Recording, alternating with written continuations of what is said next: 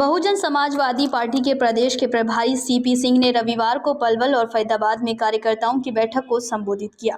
CP Singh के पलवल आगमन पर सैकड़ों कार्यकर्ताओं द्वारा उनका फूल मालाओं से जोरदार स्वागत किया गया। इस अवसर पर प्रदेश के महासचिव डॉक्टर श्यामलाल भी उनके साथ मौजूद थे। बसपा के प्रदेश के प्रभारी सीपी सिंह ने वर्तमान सरकार के कार्यकाल पर प्रश्न चिन्ह लगाते हुए कहा कि भाजपा सरकार द्वारा महंगाई, बेरोजगारी और जातिवाद की राजनीति की जा रही है। ऐसे में भाजपा के अच्छे दिन आने वाले जुमले अब हवा होते हुए दिखाई दे रहे हैं।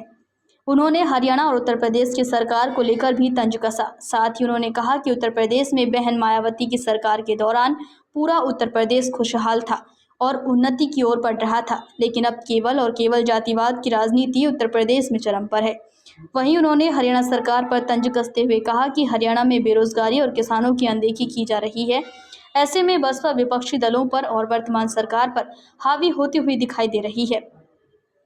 बसपा अपने बूथ लेवल के कार्यकर्ताओं को और जिले व प्रदेश स्तर के कार्यकर्ताओं को सक्रिय व मजबूत करने के उद्देश्य के साथ पार्टी की नीतियों का प्रचार प्रसार करने के लिए कार्यकर्ताओं को प्रशिक्षित कर रही है। उन्होंने कहा, ऐसे में वह दिन दूर नहीं कि जब हरियाणा में बसपा की सरकार जल्द ही बनेगी। वहीं उन्होंने डॉक्टर सागर उर्फ निहाल सिंह को भाजपा पार्टी छोड़कर बहुजन समाजवादी पार्टी में शामिल होने पर बधाई दी। उन्होंने विश्वास दिलाया कि पार्टी उनका सहयोग और समर्थन हमेशा करती रहेगी। वहीं उन्होंने डॉक्टर सागर उर्फ निहाल सिंह को आश्वासन दिया कि जल्द ही उन्हें पार्टी में एक अच्छा पद दिया जाएगा। वहीं पलवल नगर परिषद के चेयरमैन उम्मीदवार डॉक्टर सागर उर्फ निहाल सिंह ने बताया कि भाजपा पार्टी में उनकी अनदेखी हो रही थी, जिसके चलते आज उन्होंने भाजपा को अलविदा कहकर बसपा का दामन थाम लिया। भाजपा पार्टी में उन पर एसटी जिला अध्यक्ष का पद रहा था। उन्होंने कहा कि जल्द ही उनके साथी भी भाजपा को अलविदा कहकर बसपा का दामन थामेंगे। साथ ही उनका कहना है कि भाजपा पार्टी में कार्यकर्ताओं की अनदेखी की जा रही है। बहुजन समाज पार्टी की मुखिया बहन कुमारी महतो के दिशा निर्देश पर हरियाणा के विधानसभा क्षेत्र को मजबूत करने के लिए, सरकार को मजबूत करने के लिए और बूथ और यूथ को मजबूत करने के लिए हमारे नेता ने आदेश दिए हैं।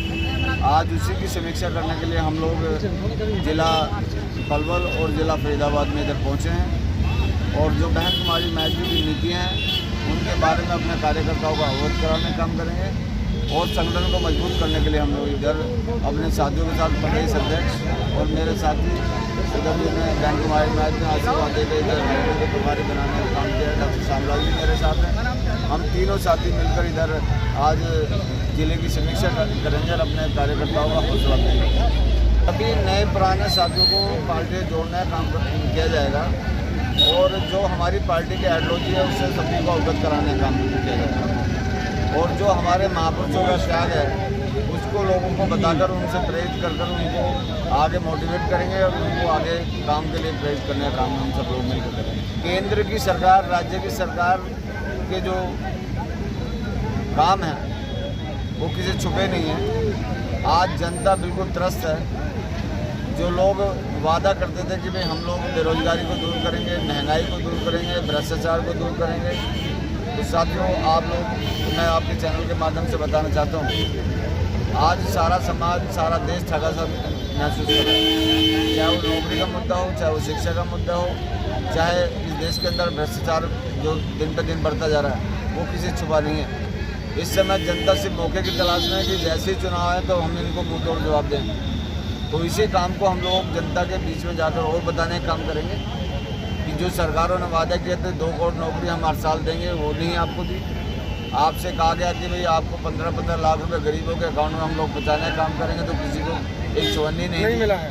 तो इस तरह के जो इन्होंने आपने नारे देकर जो अपनी सरकार बनाने का काम किया, तो उसका मतलब पर्दाफाश हम लोग जाके जनता के बीच में करेंगे और जनता पूरा, हम लोग जहाँ पर भी गए हैं पूरा जनता रोष में है और जनता बिल्कुल दुखी है कि इन लोगों ने अमीरों के लिए काम करने में लगे कि आज जब से लॉकडाउन लगा है और लॉकडाउन में आप लोगों ने देखा होगा कि कैसे लोग अपने क्षेत्रों को छोड़कर अपने गांव के जब चले तो उनकी कितनी पिटाई हुई, कितना उनका शोषण हुआ।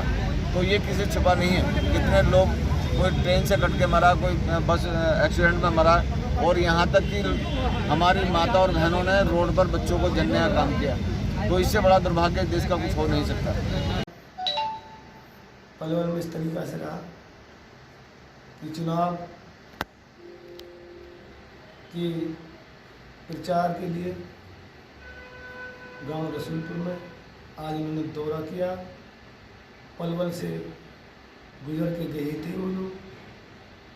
हरियाणा प्रदेश अध्यक्ष सीपी सिंह, गुरुमुखी जी और डॉक्टर श्यामलाल जी, हरियाणा प्रदेश प्रभारी बहुजन समाज पार्टी।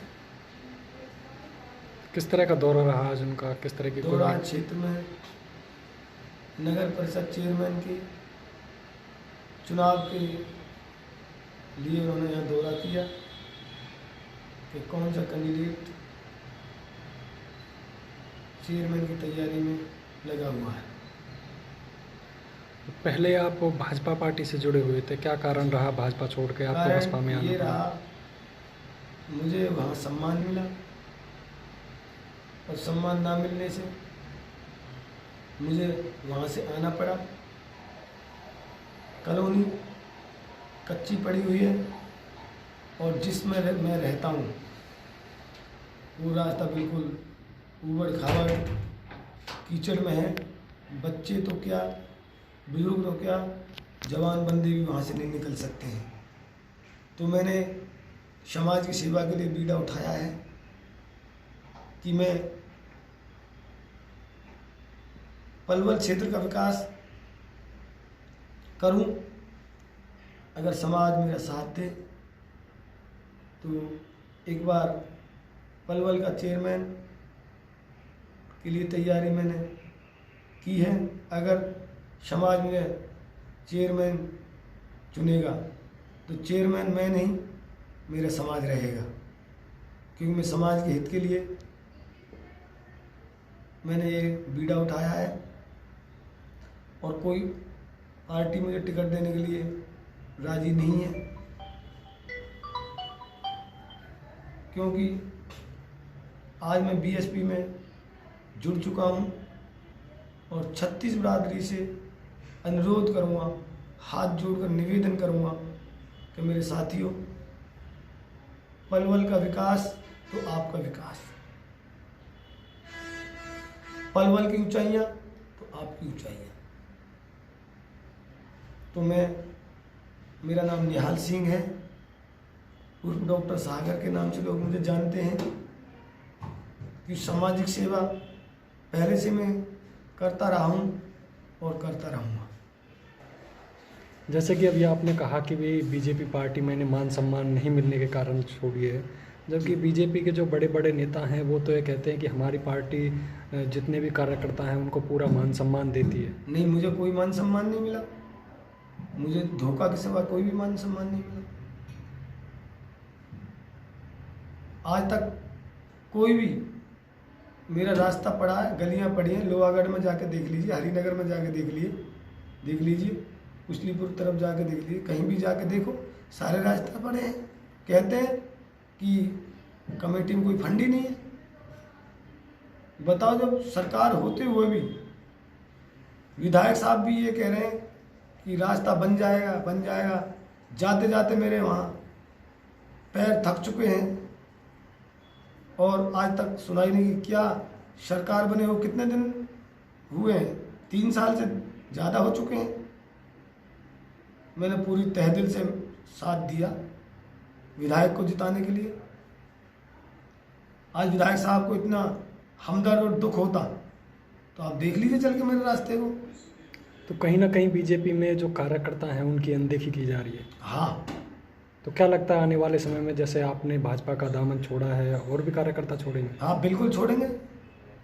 40% से ज़्यादा कार्यकर्ता छोड़ देंगे बीजेपी के दामन, मैं श्योर कहता हूँ। आपके साथ भी कोई ऐसे हैं जो बीजेपी में थे, अब आपके साथ आकर बसपा से जुड़े हों? देखो, पहले मैंने छोड़ा है, अब देखो मेरे साथियाँ कितने छोड़ेंगे।